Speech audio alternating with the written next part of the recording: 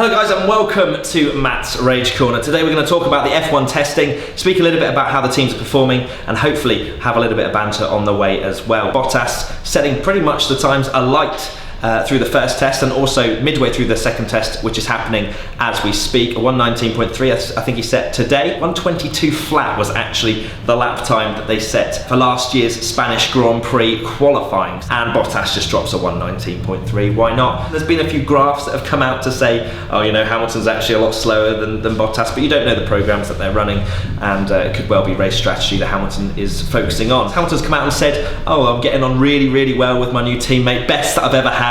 I'm not sure that's going to be the case come the middle of the season. Bottas, I think, though, made a pretty stern stuff. We spoke to him a little while ago at the Mercedes launch, and it should be quite interesting to see how he fares with Hamilton's pressure. Hamilton's going to be very much fired up in 2017, and if Bottas has anything to say about it, I'm pretty sure he's going to give him a run for his money. So as you can see in the background, it says Bois, which means I should probably mention Kimi Räikkönen. The rule changes and the fact that the cars are a lot quicker, you can be flat out for a lot longer because the tyres are actually lasting a little bit longer as well, would probably suit Kimi Räikkönen's style. We hope to see him not eating too many ice creams in the garage and actually winning a few races. And he was a match for Sebastian Vettel for most of last season, and I think Vettel really does have to pick up his A game, although there seems to be that kind of transitional phase for next year. Potentially Vettel goes into Mercedes after Bottas, unless Bottas wins the championship, in which case spanners go flying everywhere and we don't know where anyone's ending up. The testing really cannot be used as factual evidence as to what's going to happen in Australia, but either way, Ferrari definitely are looking better, and long term, I mean, they were quite good race pace wise last season as well. I'm thinking they really do need to get their qualifying pace up there to get on the front row of the grid, get in the mix with the Mercedes and the Red Bulls. I really want to see Red Bull, Ferrari and Mercedes. That's in an ideal world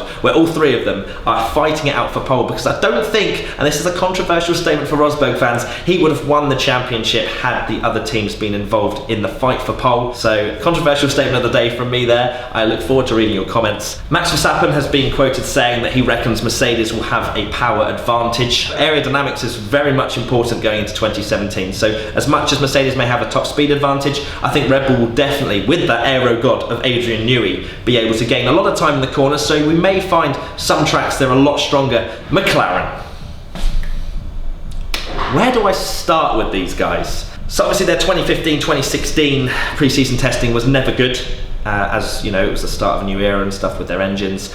And it hasn't been any better in 2017. They changed at least 5 times for their engines in the first test alone. Unfortunately, McLaren have been slow. I've seen a few tweets saying, is Alonso pulling around a caravan because he was doing 134s, whereas Bottas were doing 119s. Man would definitely be quicker if they were able to be in this season, because 134s, although I think Alonso did improve at one point to a 123, I think. Still, they are so slow and so unreliable. It'd be fine if they had one or the other. If maybe, you know, they were reliable but a little bit slower, or they were really quick but blowing up all the time, but they have neither going for them. I think it was quite prominent when we actually saw the McLaren launch that there wasn't many sponsors or anything on the car, so it's almost as if there's no backing financially either, but it's McLaren, so I'm sure they have enough money to fund the car. Honda unfortunately hasn't been the way forward, lacking power and lacking reliability. How long is it going to be until Alonso jumps ship? Because that guy's luck. Button will be very happy that he did not stay on, and Stoffel van Dorn is going to be a waste of talent, unfortunately, if the car can't work, because he was fantastic in his debut F1 race where he was just asked, right, you need to go in and race, and he picked up a point. So Van Dorn will be very frustrated as well, but he's new to F1, so I'm sure he'll be happy to try and develop the car. Toro Rosso were the slowest and did the least mileage, so although McLaren blew up in an infinite amount of times, Toro Rosso still had a worse test in terms of mileage. Nothing to really smile about for Danny Kvyat, who had one of the worst seasons ever, really, in 2016, being demoted and seeing Max Verstappen get hailed as one of these greats of F1 that is upcoming stars. So Toro Rosso really do have a lot to work on. They don't have to work on their livery though, because that was probably one of the sexiest cars on the grid by far. Really disappointing for them, and hopefully they can improve in the second test, which is happening right now, and also for Australia. A quick mention for Williams and the fact, well, I say Williams, it's more Lance Stroll, and the amount of abuse he's already received